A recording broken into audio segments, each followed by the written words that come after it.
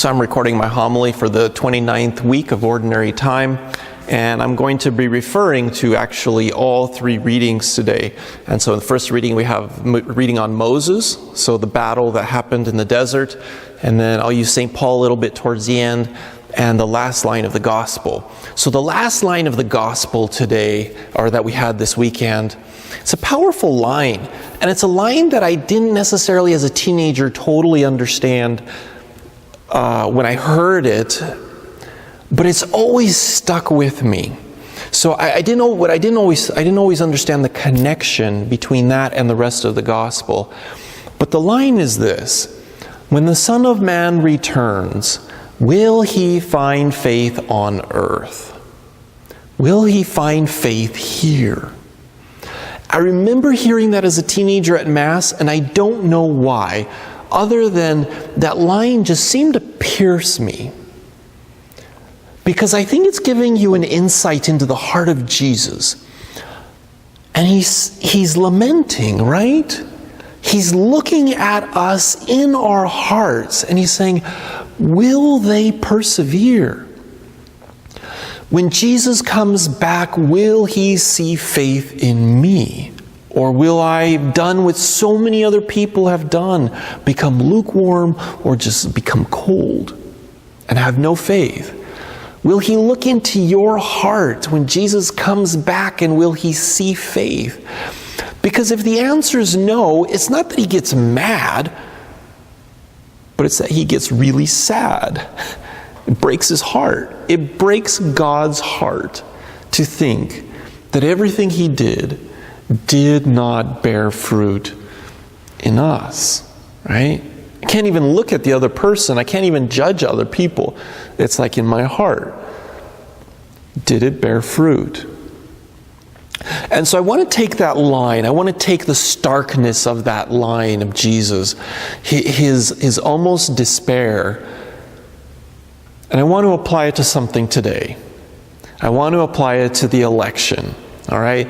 Now, this Sunday, when I told the folks, I warned them, I said, look, I'm going to talk about the election. There was this collective, oh no, all right? Because I think in some ways, it's like if you have a cat and the cat drags in a dead bird and the feathers are everywhere and the guts are everywhere. I think that's kind of how we feel to bring this into church, because we know it's insanity, we know it's crazy, and it's very unpleasant. And so the last place in the world we want to hear about it is in church. So, my apologies, but I am going to talk about it. Now, I know the laws on this. I am not allowed to advocate or detract from any particular candidate. I'm not going to try to convince you to vote for some particular candidate. I'm not going to even do it subliminally, okay? Subliminally. So this is going to be more spiritual. But I am definitely going to talk about the election. But let's draw the Spirit of Jesus into this and see if we can't find something worth fighting for, right? So, speaking of fighting, one of the things as a priest that I have found frustrating is that when I try to apply the gospel principles to a modern day issue, what I have found is that by and large Catholics have a greater adherence, have a greater passion, have a greater sense of duty towards their political party and their political beliefs than they do to the gospel. Now, none of us would like to admit that, but if we're really humble, we would recognize that there's truth to it. It makes us feel very uncomfortable to believe something that does not fit in with a political party that I adhere to. Maybe it's pride, whatever it may be. But we really do struggle with that. So I'll give you a little example. Let's say one Sunday I preach on abortion, and I preach on the gospel principles as they apply to abortion. And it's very clear, it's an issue that's very cut and dry. The Catholic Church has been very clear, and the teachings have never really deviated in any manner on this issue. And so I apply the gospel principles to it, and this is what happens after Mass. A person comes up to me, and they belong to this political party, right? And they say, go get them, Father. It's about time we've talked about it. It's about time we've had a priest who's come and hammered it, right? But then the people in this political party after Mass are like, ooh, Father, you really shouldn't bring up political issues in Mass. That's really not good to do that. It's very divisive, right? Now, what happened? Nothing. Nothing happened because neither of them were listening to the gospel. Neither of them were saying, yes, the gospel informs my conscience. I left the Mass filled with the Spirit, and I'm going to apply it to my life. No, it didn't happen. The very next Sunday, I can give a homily on immigration, right? Illegal immigration. I could take the exact same gospel principles and apply them in the exact same way. And the people in this political party are going to come and say, ooh, Father, you really shouldn't bring politics in because there's just so many different ways of looking at that issue, right? I mean, you really shouldn't be doing that. And then the people in this political party are like, go get them, Father. Go get them. It's about time somebody really preached it with conviction, right? What happened? Nothing. Neither of them hearts were open. And so what Jesus Christ does is he holds the tension.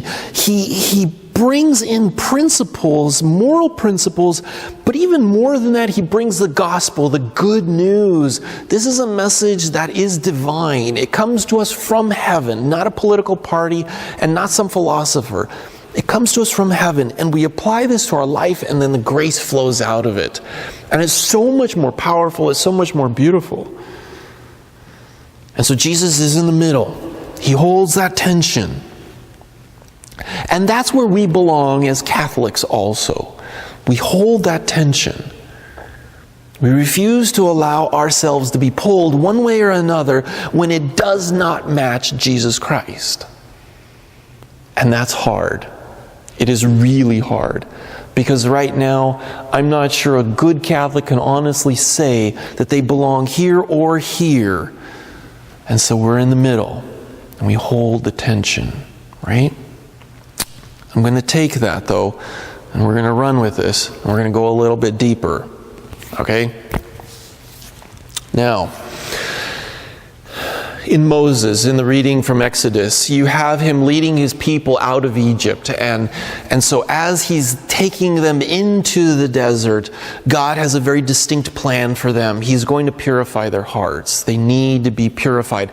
They've had hundreds of years as slaves, but worse, they've had hundreds of years of being lukewarm, of not worshiping, of not having anything higher in their hearts. And so they've become attached to things, right? And so their connection, just like in a political party, their connection to that, even if it's being a slave, is more attractive to them than living by faith and holding that tension.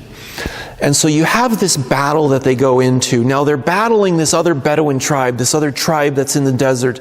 And so this tribe comes in and attacks them. And God takes their side. God fights for them. And so as you're reading this, you're thinking, ooh, this is awesome. God's fighting for his people, right? It's like, this is a good thing. Maybe it's not as good as you think. Maybe it's not as good as I think, right? Let's go a little bit deeper. So before this battle, the Hebrews are being brought into the desert. God wants to purify them. And so there's these little tests that happen, right, to see kind of where they are and to help them grow in faith. The test is not so God can just strike them down. The test is so that they grow. And so they're thirsting. They're running out of water. They don't have enough. And they're in the desert. And if you've ever seen the Sinai desert, there's not a whole lot of water in the Sinai desert. Where's the water going to come from? And so they begin to complain. They don't begin to ask. They don't begin to adore God and trust God and say, God, give us faith. God, help us to trust you. They begin to complain. And so in that complaining, they eventually reach a point where, in working with Moses, Moses takes his staff and he goes up to the mountain, he goes up to the rock, and he strikes the rock. And out comes water. Now, for the Hebrews, the rock was God, right? The very least, the symbol of God. And so Moses, in striking the rock, he's turning to God, and God is therefore giving them life. He's giving them that which they need to survive. He's quenching their thirst.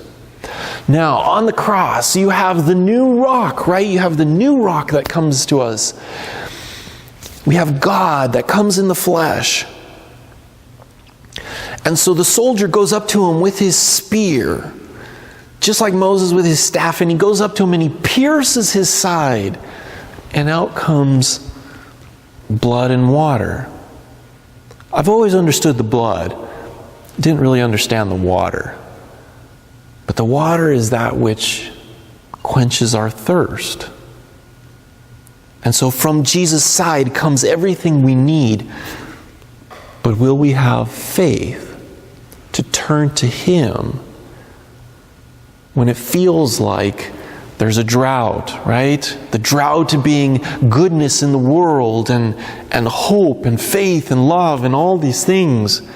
Will we turn to God, or will we turn to someone else, to some other false god? Will we turn to the golden calf like the people will do in the subsequent chapters in Exodus? Okay. So we go a little bit deeper, right? Go a little bit deeper here. How is God at work today? During the battle's going well for Moses, right? They're winning the battle. But what does Moses have to do in order for them to win the battle? In order for them to be winning, what does he have to do? He has to hold this posture, right?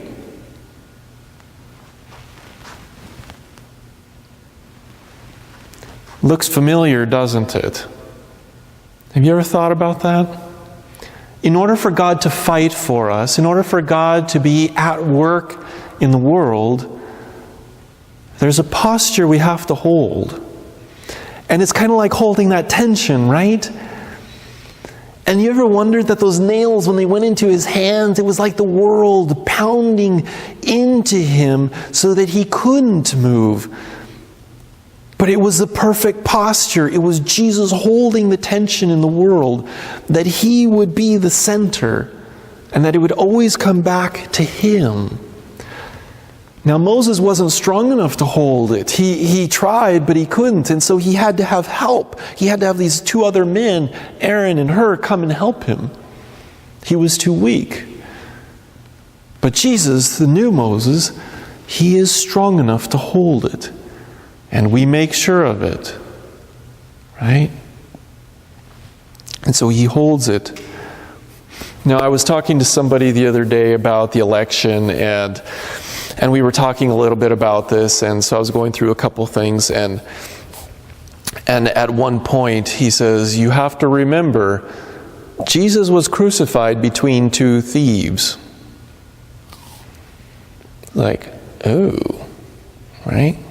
Jesus was in the middle. I'll let you figure out who the thieves are, but Jesus was in the middle, right? Okay, let's go a little bit deeper with this, okay? I don't know if you've seen the Catholicism video series by Father Robert Barron. It's an excellent, excellent series, and you can stream it on forum.org. You have to have a subscription to do that. In our own parishes, we have just gotten a subscription to do that here in Mount Vernon. And so if you're interested, you can call the office at St. Charles in Burlington to get the passcode for it.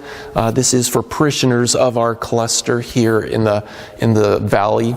So if you're interested to do that, great video series.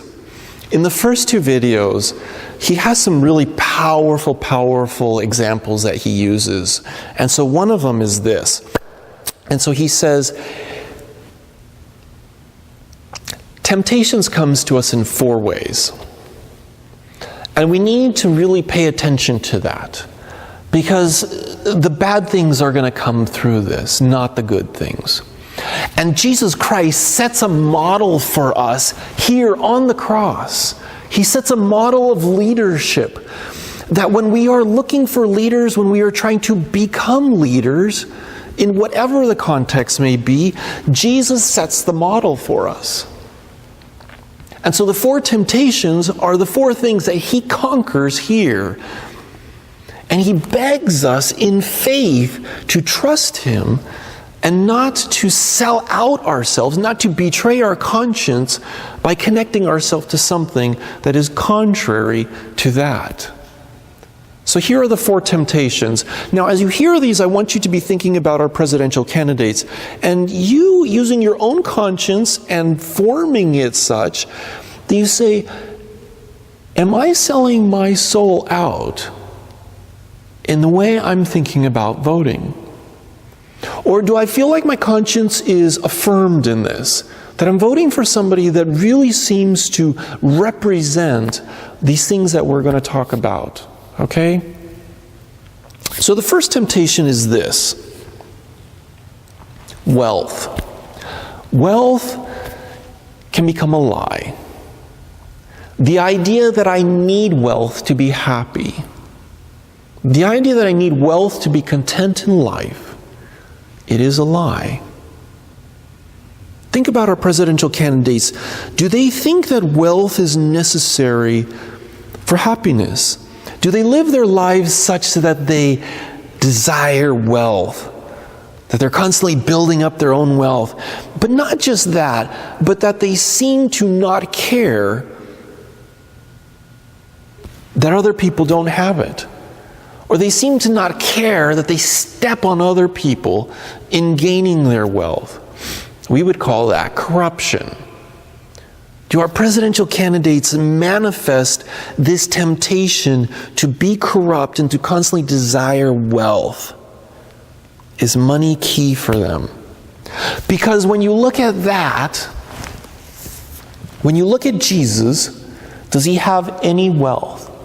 Any wealth at all? You know what?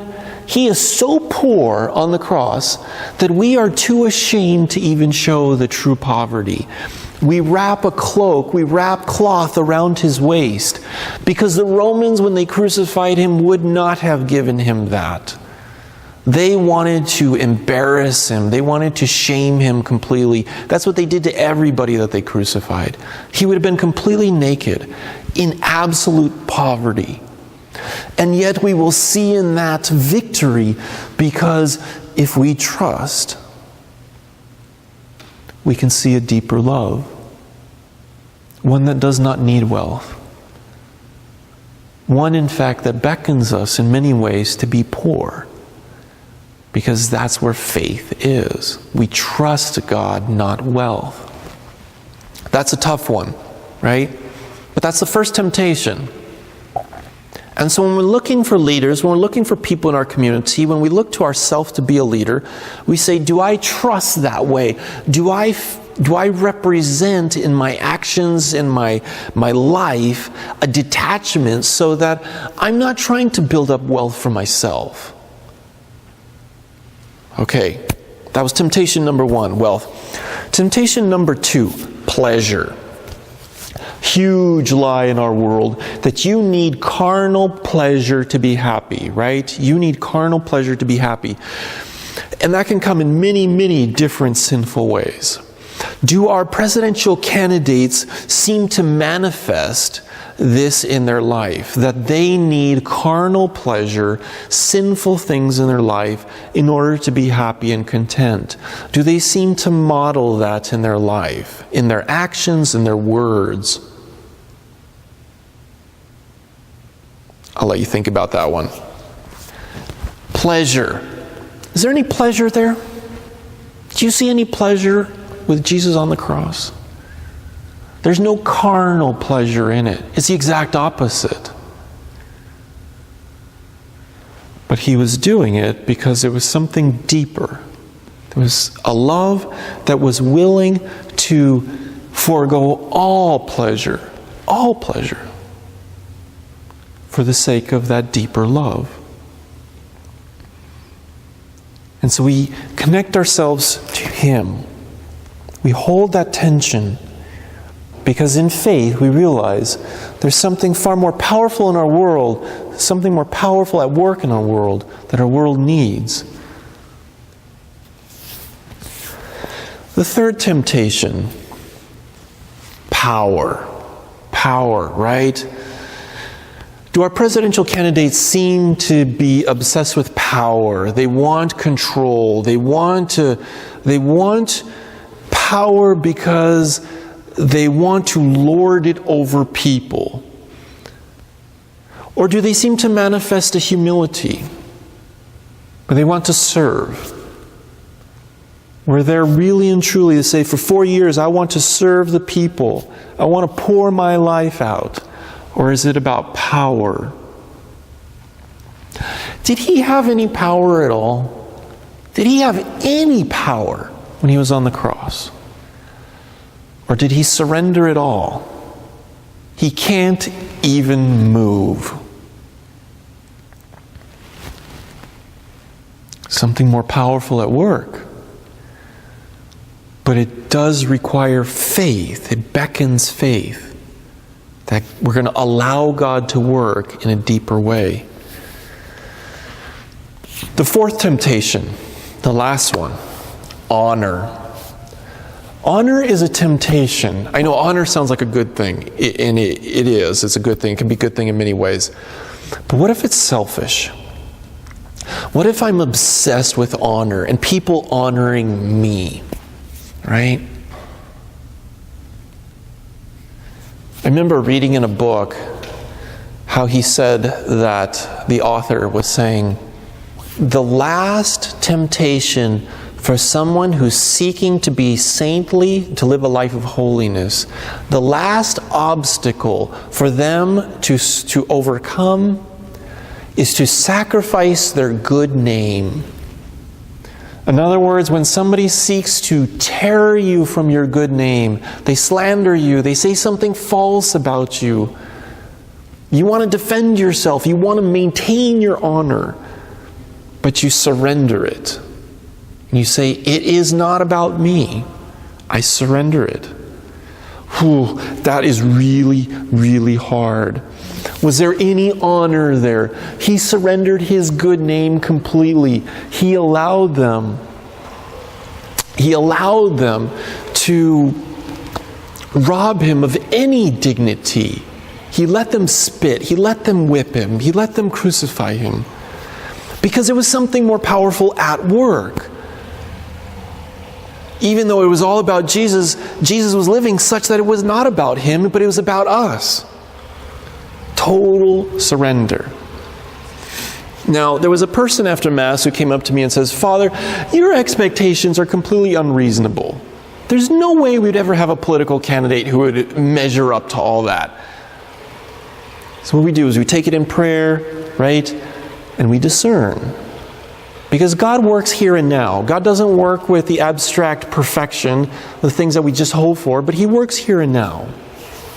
Now, I was talking to a gentleman the other day about some of this, and he was, I don't know if you can hear that. That's the font running.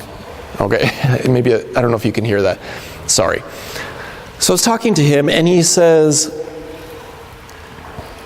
so how do we deal with this whole election thing? Because it's really a mess, you know? And so I'm kind of laying some of this out, and he's like, you can't vote for anybody. I mean, how can you take this and apply it? Really what we're doing is we're talking about character, aren't we? We're talking about character and issues, but character. He says, you can't vote for anybody. That's what he was saying. And so we started talking for a little while about that. And I said, you know, there is another option. And he's like, well, what's that? And so I said, well, there was a bishop that came out and said that maybe it's time to start thinking about writing in on your ballot a name. Somebody who's not even on the ballot. So I told this to this gentleman, and he says, but that's like throwing your vote away, right? I mean, there's no way that person's going to win. So if you write in Santa Claus, you're right. you might as well have thrown your ballot away. It makes no sense. But what if you take this and you discern and you say, okay, I'm not seeing somebody I feel like I can support. My conscience will be free to let me support this person wholeheartedly. And so I think about a senator, or I think about somebody in the House of Representatives, or I think about a governor, somebody who has the ability to actually become president and do a good job, and say, that's who I'm going to vote for. And so I'm going to write their name in. Then you're not throwing your vote away. Now, somebody on a very practical level will say, but there's no way they can win. Maybe. But God is here to fight, right? And so the deeper question is, kind of like those little tests that God would have for the people in the desert to help them grow in faith, maybe this is one of those temptations. Maybe this is one of those tests to say, will we be faithful? Will I take my beliefs and apply them and not allow anybody to convince me to sacrifice and to betray my conscience? That way, when I go before God, I can say, I supported a person whom you would be proud of. As far as I can tell, right? According to my own conscience, this is a person that you, God, would be proud of. And then we let God work. And we have faith. It's pretty amazing what God does when we allow Him to work and when we act in faith. In fact, He does far more than we ever imagined. Now, just to close this up, I want to read from St. Paul's letter today that we had in the Gospel for Sunday, okay? Oops, sorry. Missed it. Sunday.